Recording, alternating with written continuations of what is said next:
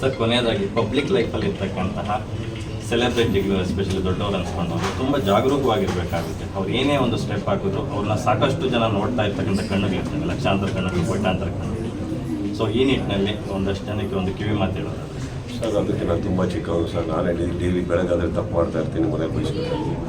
So ಈಗ ಯಾರು ನಾವು ಸೆಲೆಬ್ರಿಟಿಗಳು ಅಂತ ತಕ್ಷಣ ಮಾತ್ರಕ್ಕೆ ನಾವು ಯಾರು ದೇವರಲ್ಲ, ದೇವರ ಹತ್ರ ಟ್ರೀಟು ಮಾಡಬೇಡಿ ಅಂತ ಅಂದ್ಕೊಂಡ್ಬೇಡಿ. ನಾವು ಮಾಡೋದೆಲ್ಲ ಸರಿನೇ ಮಾಡಬೇಕು ಅನ್ನೋ ಅಂಥ ಒಂದು ಪ್ರೆಷರು ನಮ್ಮಲ್ಲಿ ಹಾಕಬೇಡಿ ಆಗುತ್ತೆ. ಯಾಕಂದರೆ ತಪ್ಪುಗಳನ್ನು ಮಾಡೋನೇ ಮನುಷ್ಯ, ಫ್ಲಾಪ್ಗಳು ಕೊಡೋನೇ ಇರೋ ಸರ್.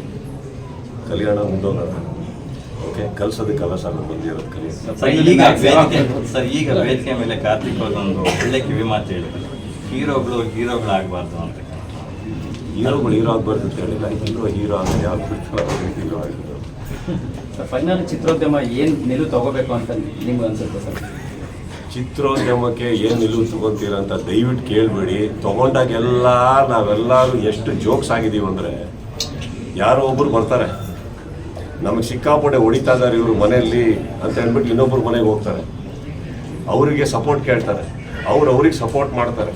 ಫೈನಲ್ ಆಗಿ ಅವರಿಬ್ಬರು ಒಂದಾಗ್ತಾರೆ. ಸಪೋರ್ಟ್ ಮಾಡಿದವ್ರು ಗೂಬೆಗಳ ಥರ ಕಾಣಿಸ್ತಾರೆ. ಪಾಠ ಮುಗೀತು. ನಾವೇನು ಮಾಡಬೇಕು, ಮನೆಗೆ ಹೋಗ್ಬೇಕು, ಚಾನಲ್ ಆನ್ ಮಾಡ್ಕೊಳ್ಬೇಕು, ನೀವು ನ್ಯೂಸ್ ನೋಡ್ತಾ ಇರಬೇಕು, ಏನೇನು ಹೇಳ್ತಾ ಇದ್ರೆ ಅಂತ ನೋಡ್ಬಿಟ್ಟು ನಾವು ಏನೇನು ಮಾಡಬಾರ್ದು ಅಂತ ಕಲಿತಾ ಇರ್ಬೇಕಮ್ಮ.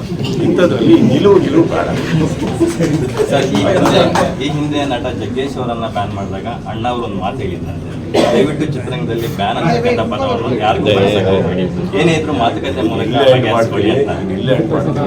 ಅಣ್ಣವ್ರು ಹೇಳಿದ್ರು ಪರವಾಗಿಲ್ಲ, ವಿರುದ್ಧವಾಗಿ ಮಾತಾಡೋಷ್ಟು ನಾನು ಆಕ್ಚುಲಿ ಹುಟ್ಟೇ ಇಲ್ಲ. ಜಗ್ಗೇಶ್ ಅವರು ನಮ್ಮ ಸಹೋದರರು, ಅವ್ರಿಗೆ ನಮ್ಗಿನ್ನ ಚೆನ್ನಾಗಿ ತಿಳುವಳಿಕೆ ಇದೆ. ಆ್ಯಂಡ್ ಇನ್ನೊಂದು, ಬ್ಯಾಡ್ದಿ ಜಾಗದಲ್ಲಿ ಕೈ ಹಾಕಿದ್ರೆ ಏನು ಮಾತಾಡಬೇಕು, ಹೆಂಗೆ ಎಸ್ಕೇಪ್ ಆಗಬೇಕು ಅಂತ ಅವ್ರಿಗೆ ನನಗಿನ್ನ ಚೆನ್ನಾಗಿ ಗೊತ್ತಿದೆ. ಸೊ ಇದರಲ್ಲಿ ನಾನು ಬಹಳ ಮುಗ್ಧ. ಈಗ ಬಿಟ್ಟರೆ ಮನೆಗೆ ಹೋಗ್ತೀನಿ. SS TV ಸಿನಿಮಾ ಜಗತ್ತಿನ ಕ್ಷಣ ಕ್ಷಣದ ಸುದ್ದಿಯೊಂದಿಗೆ.